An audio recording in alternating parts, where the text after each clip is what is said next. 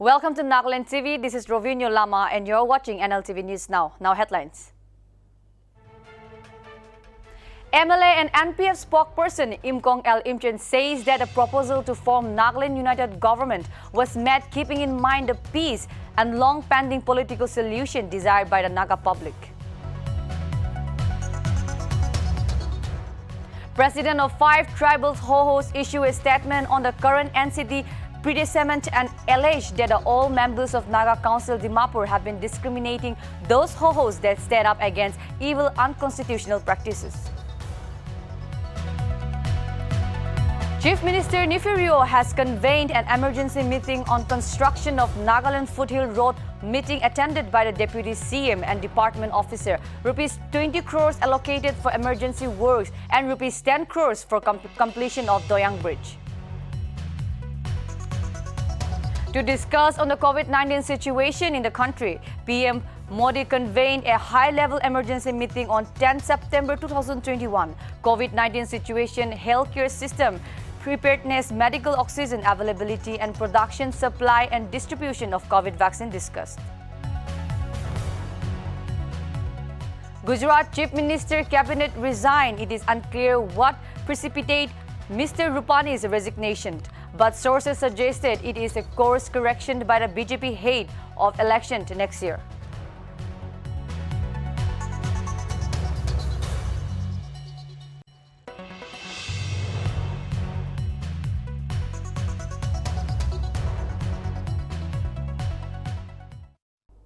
Now news in details. Chief Minister of Gujarat Vijay Rupani resigns in an unexpected move ahead by an assembly election in the Prime Minister Narendra Modi's home state. Early next year, the senior Bharatiya Janata Party BJP has submitted his resignation letter to the Governor Acharya Devrat at the Raj Bhavan. Rupani said that his resignation is in accordance to the BJP's traditions of providing all parties workers an equal opportunity. Mr. Rupani is the 4th BJP Chief Minister to step down in recent months. In July, B.S. Yediyurappa resigned as Chief Minister of Karnataka in July and the doubled Wami in Uttarakhand, where Tirath Singh Rawat quit barely 4 months after replacing Trivendra Rawat.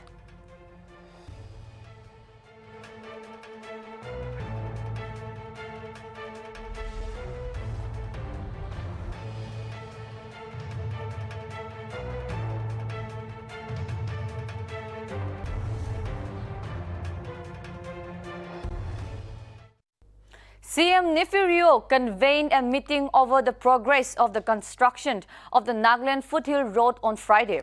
The meeting was attended by Deputy CM and other departmental officers. CM Rio said administrative approval for rupees 20 crores has been accorded for taking up emergency works, while rupees 10 crores has been earmarked for completion of the Doyang Bridge near Governor Camps. Furthermore, the PWD Works and Housing Department has also been directed to make the Foothill Road viable even as the state government awaits center's approval to its proposal for declaring the road a national highway or included under the Bharatmala Pariyojana.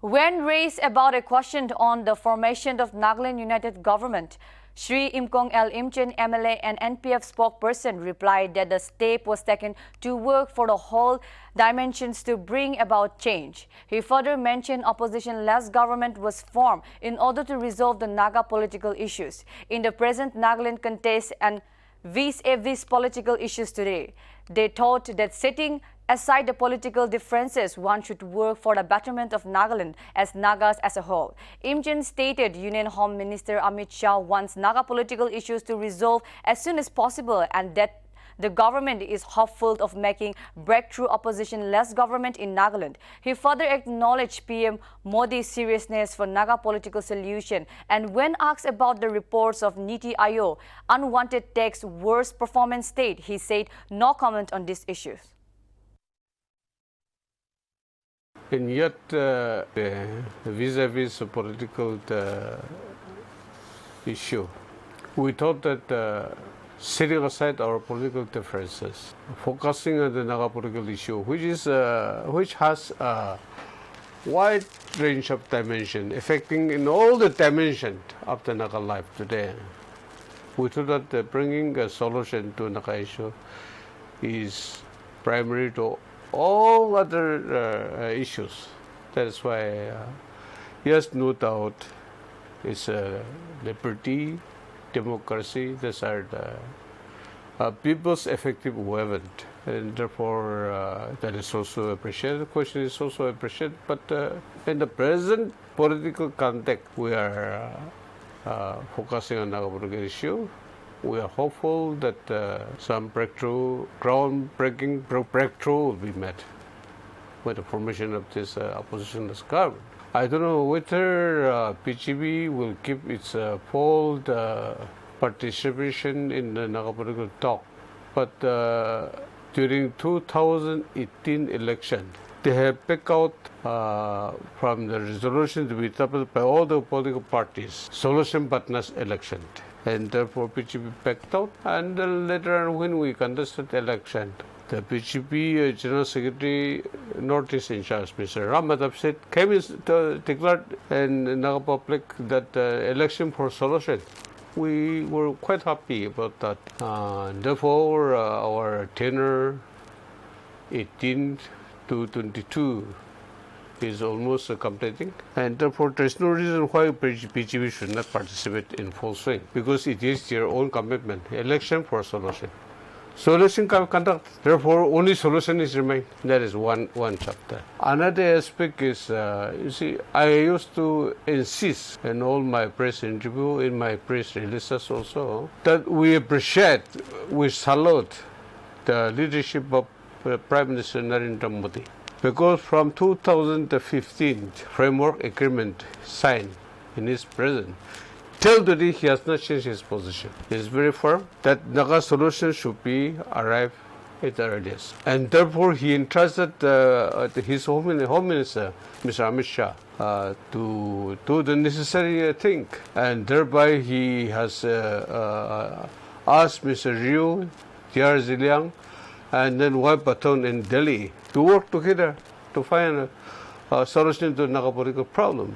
And according to this, the direction of the Home Minister, this oppositionist government was emerged for this Naga political issue. Therefore, there is no reason why PGB should not participate. They will participate because they have the direction and they've given us the direction. So I hope they will not violate or they will not ignore their own direction from the party high command. And they may be PGB, I may be YIMBIB, but we are all Nagas. We love the Naga issue, and then we are equally committed to the Naga issue. Therefore, I find no solution now.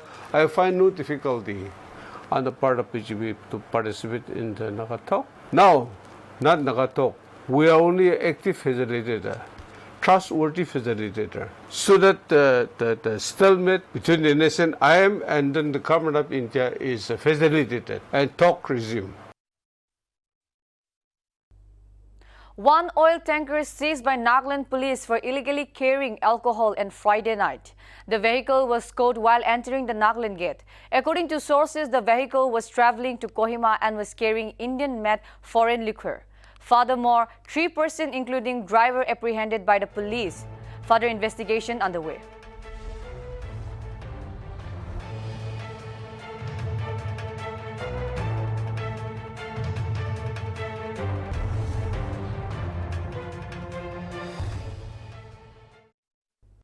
Heavy rains lashed Delhi on Saturday morning, leading to severe waterlogging in the city, causing inconvenience for the commuters. Waterlogging was reported from Minto Road, Auchandi border, RK Puram, India Gate and several other places in Delhi. Furthermore, the Indian Meteorological Department IMD on Saturday has predicted thunderstorm and has issued an orange alert warning with moderate to heavy intensity rain and gusty wind in parts of Delhi, Uttar Pradesh and Haryana during the next 2 hours.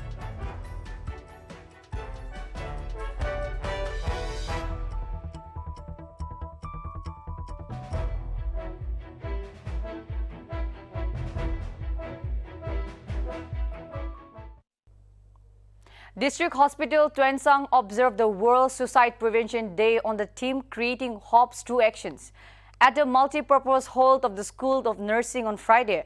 During the program, psychiatrist D.H. Tuensang Dr. Senilom Mark spoke on prevention of suicide, common misconception and myth about the suicide. Dr. Senilom further talked on how one could identify and intervene someone with suicidal tendency and attempt. He also stressed on having a sense of purpose and value in life, which would protect one from taking drastic steps. Furthermore, staff of the hospital and 100 students of schools of nursing attended the program.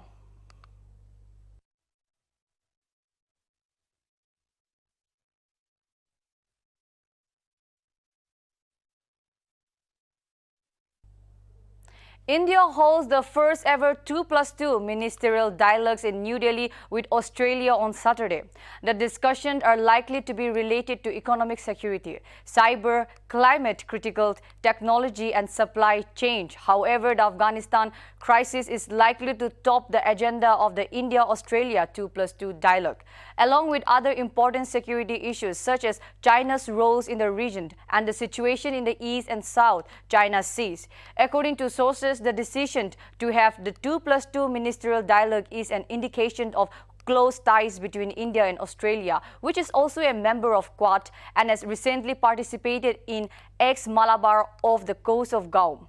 Furthermore, in June last year, during the virtual summit level talks between Prime Minister Narendra Modi and Prime Minister Scott Morrison, the bilateral relations were elevated to a comprehensive strategic partnership.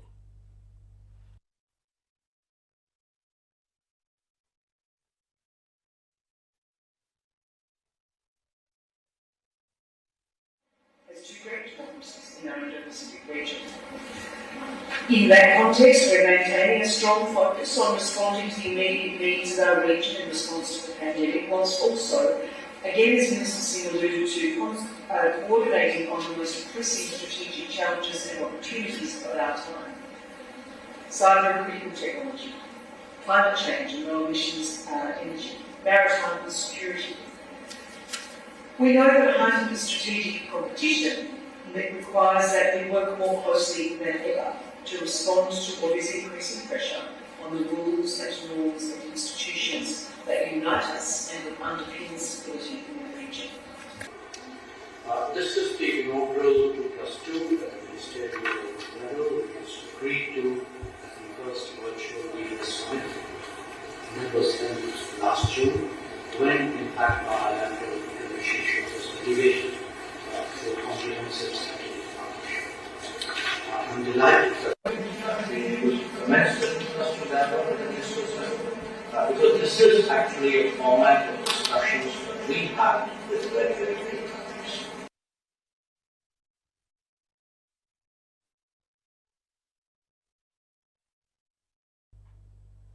A refresher training on use of WebGIS portal and mobile application participatory rural appraisal (PRA) map exercise training was conducted at Forest Office Complex in Kohima from September 8 to 10 by Nagaland Forest Management Project (NFMP).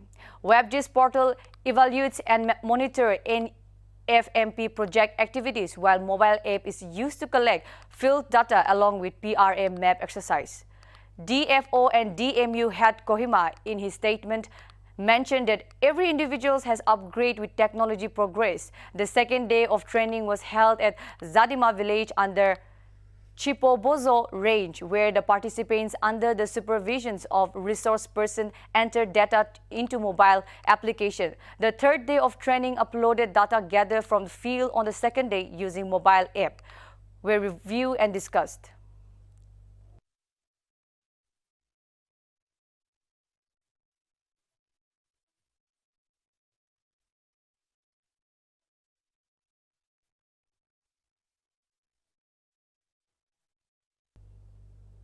Nagaland Pig Farmers Association (NPFA) held an awareness seminar on Friday.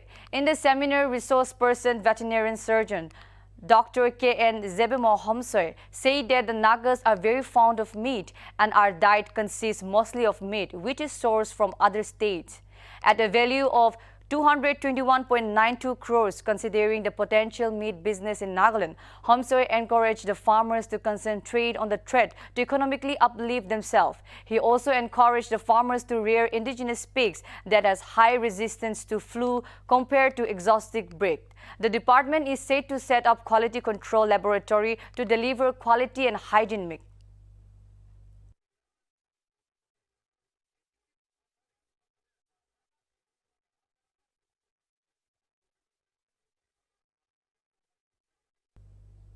The farmers' protest outside the secretariat in Karnal comes to an end as farmers' leaders and the administration have reached an understanding as far as their demands are concerned.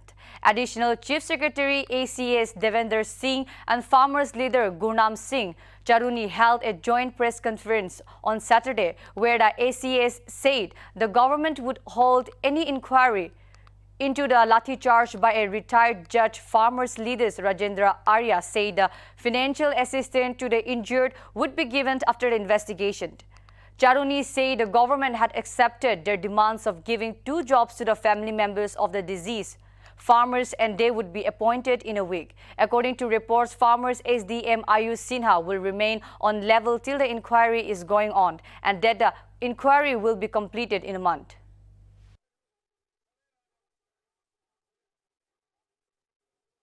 में हरियाणा सरकार 28 अगस्त 2021 को Bastara toll पर हुए घटनाक्रम की न्यायिक जांच करवाएगी और यह जांच हाई कोर्ट के रिटायर्ड जज से करवाई जाएगी एवं जांच यथासंभव 1 माह में पूर्ण होगी और पूर्व एसडीएम श्री आयुष सिन्हा जी इस दौरान छुट्टी पर रहेंगे और हरियाणा सरकार मृतक किसान सतीश काजल के 2 परिवारजनों को सरकार डीसी रेट पर सैंक्शनड पोस्ट पर नौकरी देगी यहीं पे करनाल डिस्ट्रिक्ट में। तो ये मोटे तौर पे हमारा समझौता हुआ है और इस पर दोनों पक्षों की पूर्ण रूप से सहमति है और बड़े सौहार्दपूर्ण वातावरण में ये समझौता हुआ है। ये आपके सामने आज बताना चाहता हूं।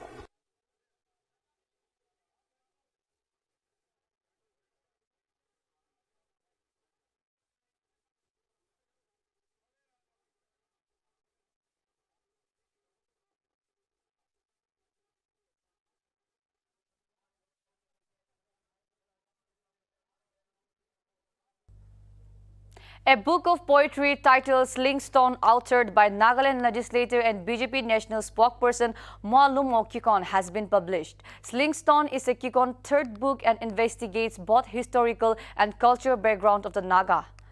Delhi-based Rupa publication published the book.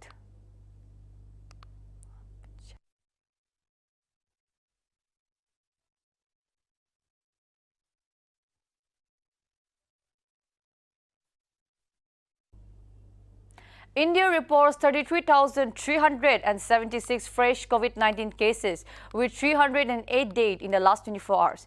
India's recovery rate now stands at 97.49%. A total of 32,198 patients recovered in the last 24 hours, which bring the total recoveries to 3,23,74,497 across the country in the last 24 hours, with 3,91,516 active cases.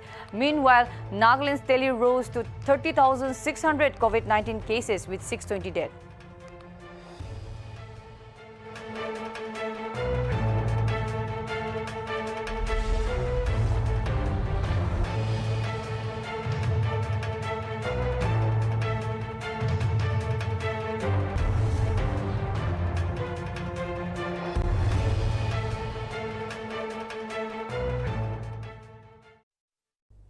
As the ruin of the World Trade Center smoldered following the deadly September 11 terror attacks of 2001, everyone doubted it could ever rise again. However, 20 years, the work to rebuild the World Trade Center complex remains incomplete and the remains of the disease are still being identified. As per the original reconstruction plan, 2 planned skyscrapers, a performing arts center, and a church are still unfinished at the site. Every year, the site holds an annual ceremony honoring nearly 3,000 people who were killed in the attack. The Twin Towers and the surrounding buildings were destroyed by Al-Qaeda hackers, devastating the low Manhattan economics. Meanwhile, a plan was born and a lengthy metamorphosis turned the disaster sites into a giant pit. Then a wealth of construction site, and finally, after spending some $25 billion, authorities came up with a tourist attraction and business center with 3 skyscrapers, a transportation hub, a museum, and a memorial. However, cranes and construction fences are still seen around the sites.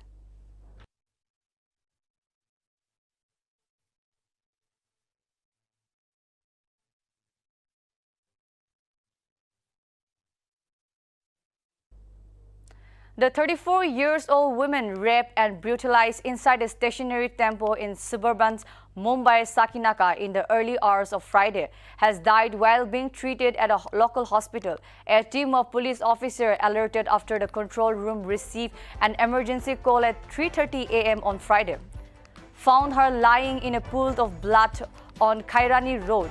Daytime visuals from the area shows a busy main road with more than a moderate amount of traffic buzzing up and down. Disturbing CCTV footage has also been secured by the police. Grainy visual seems to show a man standing over what looks like blood lying on the ground. Police arrest one person in this connection. Mohan Chauhan, 45 years old, has been arrested under charge of rapes and attempt to murder. Now that the woman has died, the charge will be revised to murder. Mumbai police are expected to hold a press conference at 3 p.m.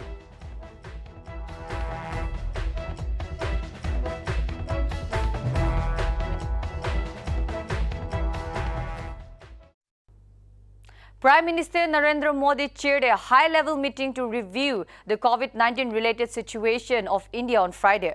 During the meeting, PM Modi discussed about the prevailing COVID-19 scenario, preparedness of the health system to response, availability of medical oxygen, and matters relating to production, supply, and distribution of COVID-19 vaccines. He further reviewed the status of augmentation of bed capacity for pediatric care and augmentation of facility supported under COVID emergency response package it. Furthermore, Modi said that the entire ecosystem to ensure increased oxygen availability, including oxygen concentrators, cylinders, and PSA plant, need to be rapidly expanded. He also informed that efforts are also on the installed 961 liquid medical oxygen storage tanks and 1,450 medical gas pipeline system, with an aim to support at least one such unit per district.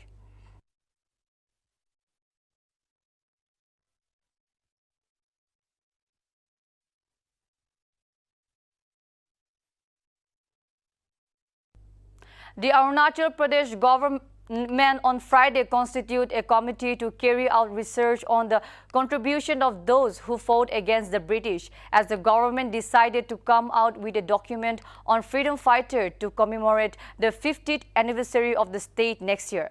Chief Minister PEMA Khandu had informed the Assembly that the state will organize month-long various events across the states from January 20 next year, where the contribution of unsung heroes of the freedom and struggle would be recognized. He said it is high time to pay tribute to freedom fighters during the celebration of the Azadi Ka Amrit Mahotsav, commemorating the 75th years of independence.